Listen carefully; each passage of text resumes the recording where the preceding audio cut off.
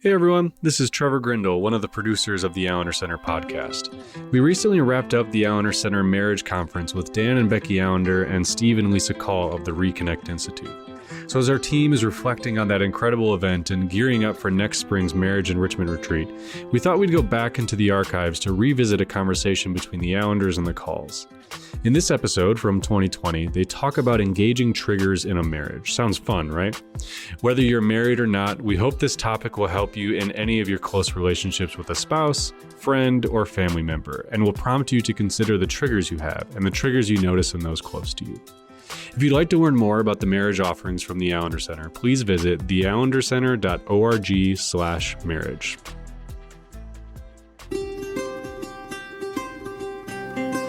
Thank you for listening to the Allender Center podcast. I'm Dr. Dan Allender. And I'm Rachel Clinton Chen. We're fiercely committed to providing hope and healing to a fragmented world. And restoration for the heart. Thank you for joining us. Let's get this conversation started.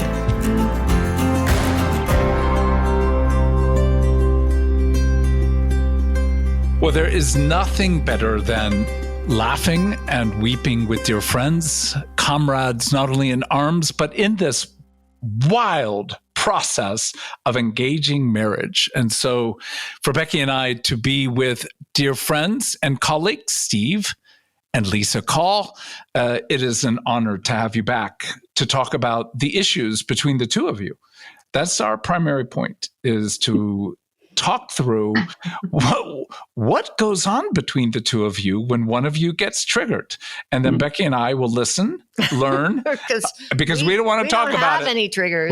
I asked her before, what triggers do you have? She goes, I don't have any. I don't have any. Yes, she does. Yeah, well, when yes, you... so honesty. Yes, I do. Then she turned to me, and what triggers do you have? And I said, let's just talk to Steve and Lisa.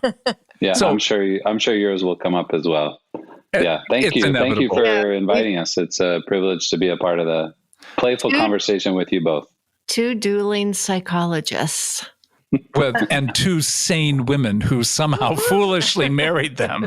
That's so true. We're trying. Yes. Really. Well, and what an honor to have you both after you just finished shooting your own online course on marriage, on your book. So to say for our audience, may you be soon aware of this great gift that will be out. But what a sweet, sweet work to have you be not only part of our online course, but to take your material and to invite people into it. So, and what the word triggered to me implies is that we can be going along doing fairly well, or so we think, and then all of a sudden we either fall into an abyss or erupt into an interaction that just seems isn't commensurate to what seems to have been going on before, during, and after. And those triggers, I think, really undermine a lot of people's marriage because they don't have language. They don't have a context to understand what might be provoking. And in many ways, they don't have a clue how to engage. So triggers, Steve and Lisa. Yeah.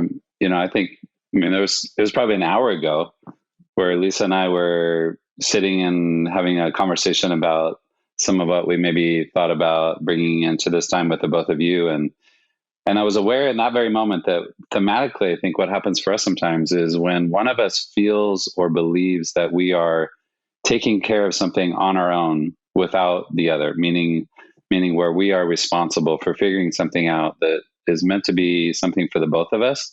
I think for us and for many couples, that's where significant amount of triggers occur when, wait, how come you're not helping me with this? Wait, isn't this your responsibility? I think whenever we have a sense of being alone in this journey, whatever it is, whether that's taking care of the car, whether it's watching over one of the children, whether that, whatever it could be, I think for us is where we get triggered often, is when there's a sense of we're in this, it feels like we're in this moment alone, which I think for most of us, that's the core fear we have anyway, is the fear of being left or being alone in whatever we are in. Mm-hmm. And I think you were right on when you said that it's in a split second that it happens. And that's one of the hardest parts because you're going along, things are fine. Maybe you're even feeling really happy and connected. And then the slightest thing happens and all of a sudden everything's undone and you're trying to figure out what just happened. And I was fine a minute ago, and now I'm not fine, and all my emotions are going, and I'm not prepared for this. Or I don't know why your emotions are all going, and I don't even know what's going on for you. So it's a very undoing kind of a situation where here we are. Now what? Mm-hmm. Yeah. And I think in some regards it was easier when Dan was traveling a lot, because I pretty much knew I was on my own, and I was glad that he was earning a living. That was sort of like, this is working for us. But then during the time of COVID, where we have grandchildren and their parents over and no one's in the house, and I'm like the Energizer bunny inside, and Dan's outside talking in a chair with the other adults in chairs. And I come out and there's not a chair for me. And I'm like, why doesn't he notice this? Because I'm bringing all the food out, So we're not beyond our triggers. Unfortunately, we still have them. Well, and again, I think Steve is so right on. It's where we feel alone. And then I would go in terms of our relationship, where I feel like I'm going to be found fault with being alone. And that Absolutely. is like, I'm going to be in the kitchen having to prepare pancakes while she's doing yoga. Hey. And I'm not doing it fast enough. And I hear this little voice from the yoga mat saying, did you get and it's like, if you want to help here, leave your mat and follow me out to bring those pancakes. And let me say, this is the first time I ever did that with the COVID entertaining. Oh, okay. And then Dan was like a little irritable. And no, a little. You were a lot, but I'm like, I'm going to stay here on my mat because this is what I'm supposed to be learning. And I knew that he would come around, but that was a new experience for me this morning. Totally new. But it is that sense of being alone and then being held responsible. I'm going to probably be at fault. And that sense of alone and critiqued, alone and shame. Yeah. I think for a lot of people, that's where we get taken and then taken out. Yeah. I think what you just named for both of you is helpful. I think across the board is when there's any hint of judgment, when there's any hint of how come you're not doing and then fill in the blank, or how come you haven't done fill in the blank. What's wrong with you that you haven't? Any hint of judgment, I think that's, for us, I think that's a really significant trigger is I think most of us are hyper aware, hyper attuned, hyper vigilant almost to that of, oh, so you don't like the clothes I'm wearing? Oh, so you don't like the way my hair looks? Oh, so you don't like the meal I made? Oh, so you don't like the way I talk to the kids? Like there's just this, especially when we're spending more time together, that just naturally happens. There is no escape. But I had already done this 3 times with pancakes, so I felt like I had capital. You did have capital, and it wasn't a problem. It just had that sense of, come join me even for a few moments. Don't go off to work out and to have you. It really was that sense of isolation. So that even just now helps a whole lot to be able to say, oh my gosh, if we can get better at anticipating, which is what a trigger doesn't allow. A trigger has that sense of it is in an instant and it's very hard to predict. But a category like what you just offered, I feel like gives a whole new scope to being able to go, oh, when I feel alone. Wow. And when there's a sense of judgment possible, those are going to be very, very significant moments to tend to, I know, my own wanting to make her pay at that point. So when you think about how your own past shapes your triggers, because we're talking universal right now. Anytime you're alone, usually most people feel that judgment. But how does each of your own backgrounds shape something of the trigger that you experience with one another? Well, I don't know. I think understanding each other's background. So, just a couple hours ago when Steve was rushing around, panicking, like, panicking, making you feel like I should have done something different or whatever. And I think understanding his sense of, I always need to get it right when I was, in my family, I needed to get it right. I'm the firstborn. And if I don't have it right, then something's going to go down. And so that sense, that urgency that he gets. And so I think for me to be able to hear that in his voice, to hear that in his, whatever's happening at the time, and interpret it, reinterpret it. Because I think for years and years and years, it would be like totally put me on the defense. Like, what's wrong with you? What's wrong with what's going on? How come you're blaming me? And now that I understand a little bit more, not always, but sometimes I can understand a little bit more. Okay, this is where this is coming from for him. And I'm going to be a little bit more sensitive to not taking it personal. Like, okay, this isn't about me. This is about him, and he can run around and be upset, but I don't have to necessarily enter into it. But that was also true for you, right? Like in terms of your story with, you would lose relationship if you did something wrong. Right. So maybe that's why I understand it for you too. Yeah. I think that's true for both of us. Like that's such a common variable denominator for us, is this not overwhelming fear, but it's present in the way in which we are, I think, attuned to the other being disappointed. Like if we don't do what we're supposed to do, quote unquote, then we lose relationship. That's our story. I mean, that's how we entered into marriage. Right. We have our own personal judgment that's so strong that maybe we can relate to that in each other. Sort of like if, not saying this would ever happen, but just like if Lisa used the word panicking. Yeah, I don't, because then I'm doing something wrong. Like how dare you say that word? Because that can't be true. Because if I do something wrong, then Lisa's disappointed, and then that's the story. And I think for many of us, that's the core story, is we're terrified of doing something wrong because we potentially lose relationship. And I think for many of us, we're often not even aware of, that's what's happening, is I lose something of connection with you when I don't do what you hope for me to do. And yet I've been with you in moments of panic. True? Yes.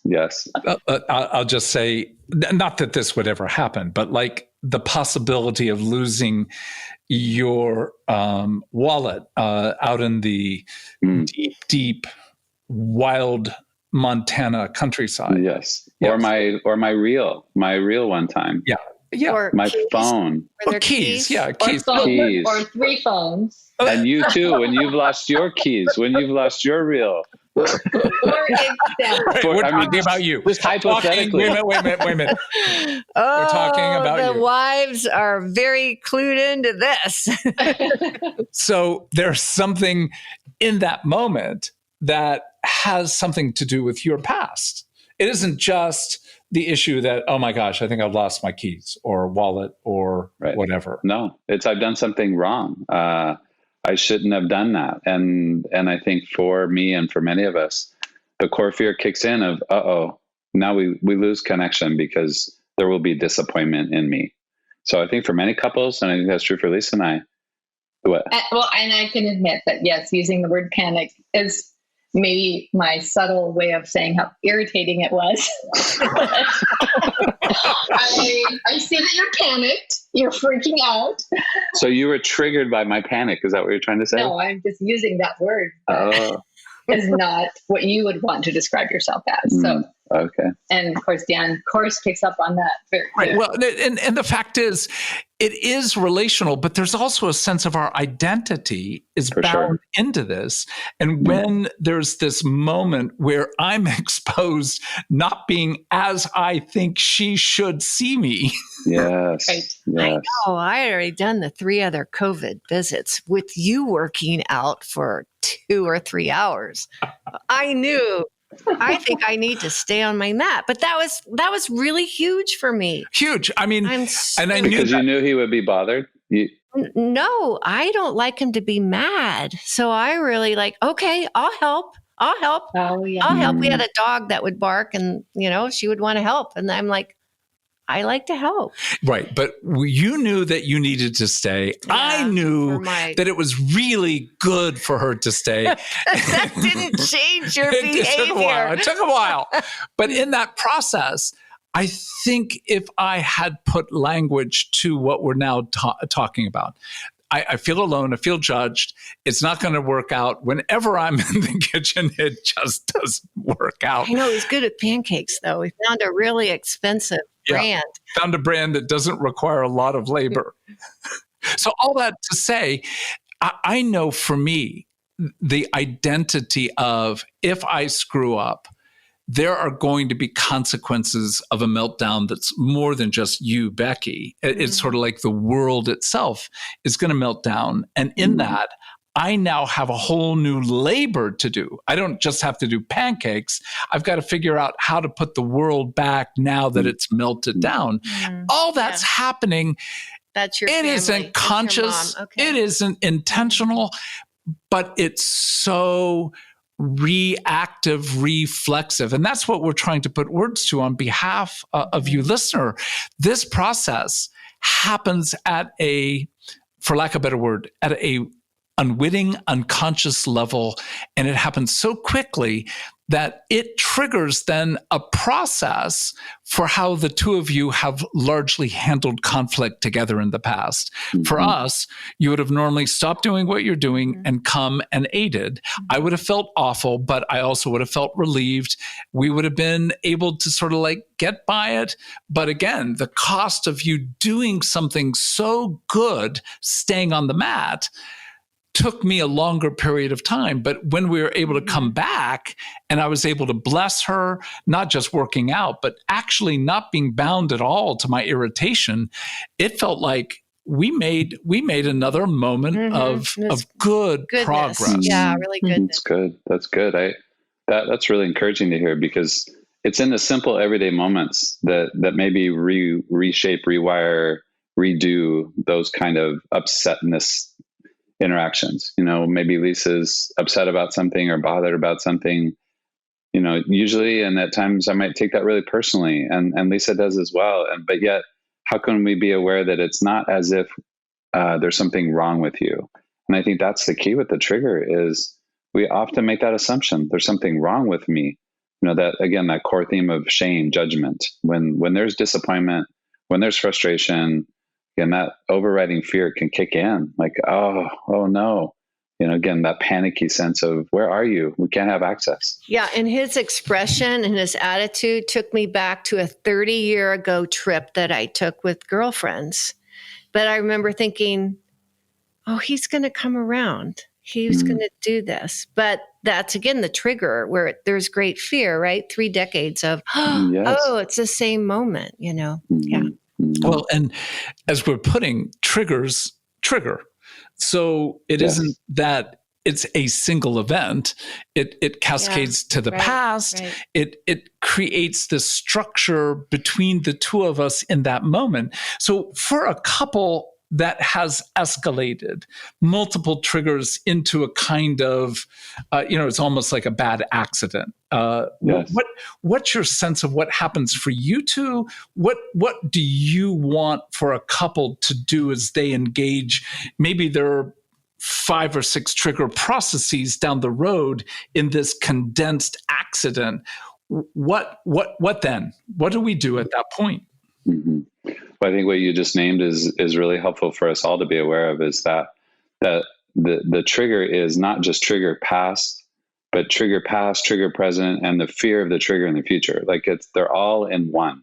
And so part of, I think, what's really helpful, hard for us to do at times, but it's really helpful to be intentional about almost this intentional question of wondering what the other needs. Like, I wonder what you need. I wonder what might be helpful. Like, to be intentionally attuned, especially in moments of trauma trigger or shame trigger or conflict trigger, is that, again, kind of that right brain state of fear, and we're just so overwhelmed. We don't know what we need sometimes. So we're trying to be if we dare to believe we are created to be in the image of God for one another, being intentionally attuned, intentionally empathic toward our spouse, I think can be really helpful. I also think normalizing the fact that triggers they're just going to be there, that everybody's going to experience them and you can't avoid them. They happen.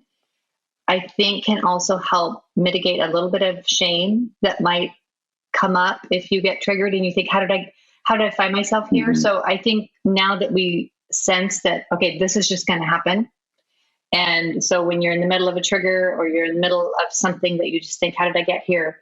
If you can mitigate the shame so that you're not beating yourself up at the moment or judging yourself at the moment, you can see a little bit clearer to maybe think about the need, or maybe think, okay, maybe I don't need to be defensive right now because we're just here and it's going to happen.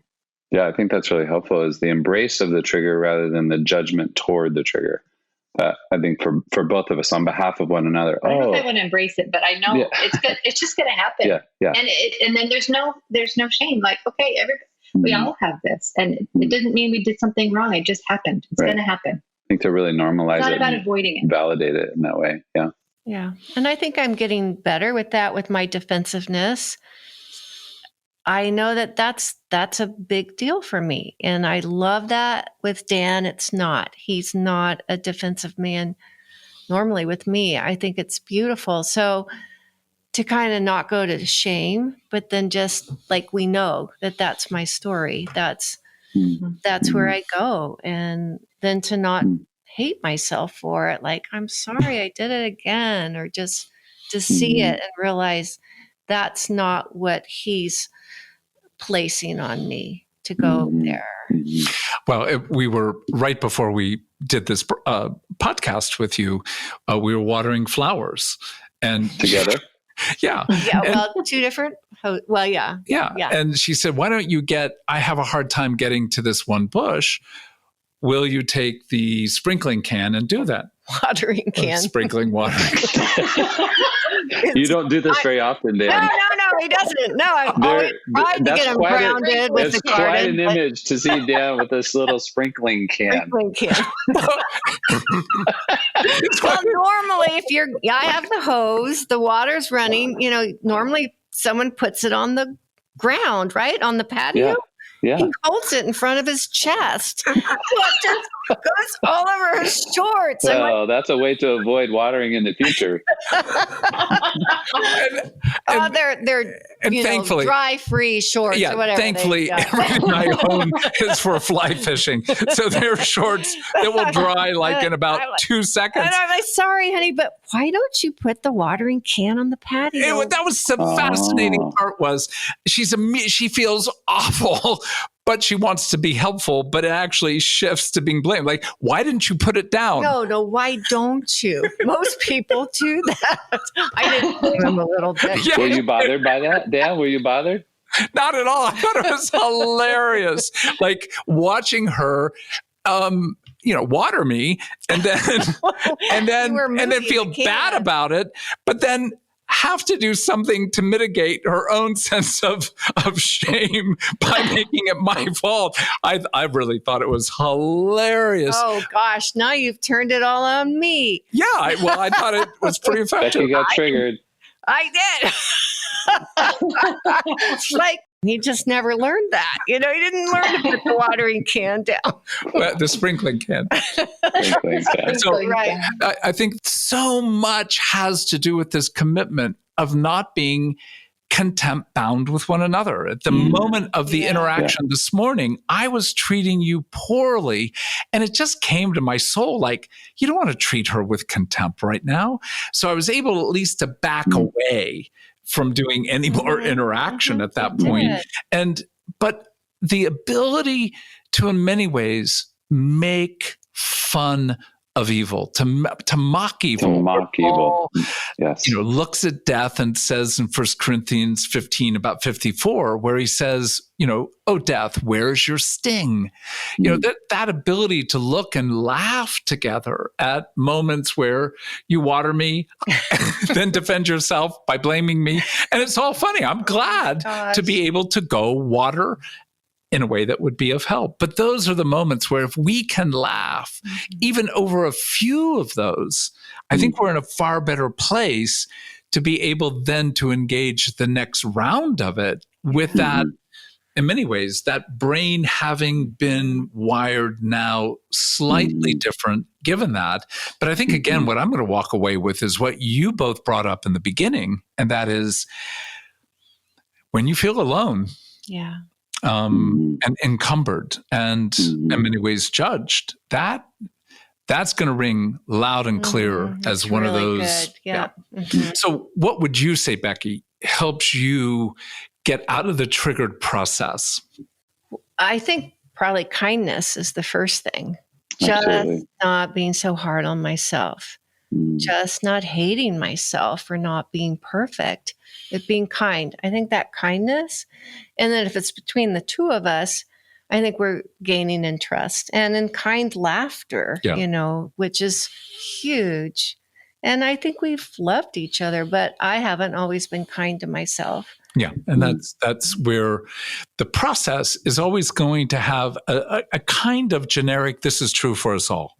Yes. But it's also going to have enough unique specificity where there are things to be wrestled with regarding your own story, what you are, in one sense, prone to get triggered in.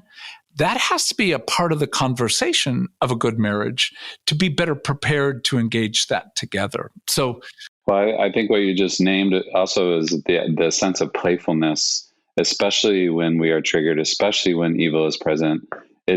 I think that's such a gift to one another. Is evil doesn't have that kind of power over you. I mean, again, the protection that we offer one another in moments where the other's triggered, to me, is what marriage is meant to be. Is this gift of protection.